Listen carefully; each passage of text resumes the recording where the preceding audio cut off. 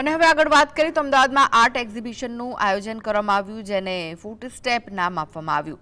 આ એક્ઝિબિશનમાં કુદરતી પિગમેન્ટના આધારે તૈયાર કરાયેલા વિવિધ આર્ટ વર્ક રજૂ કરવામાં આવ્યા.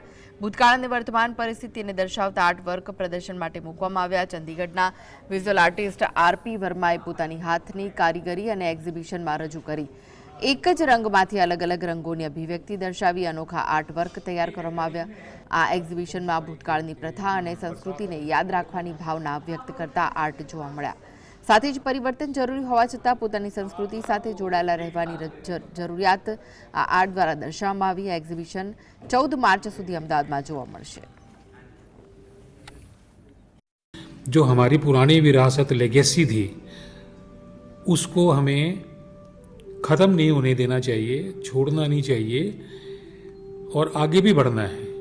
मैं किसी को नेगेटिव वे में नहीं कह रहा कि भी हम कुछ छोड़ गए या कुछ ये हो गया. डेवलपमेंट बहुत ज़रूरी है, बहुत अच्छी है, इनोवेशन होनी चाहिए, बट डेवलपमेंट के साथ साथ हमें ये छोड़ना नहीं चाहिए ये बिल्कुल भी.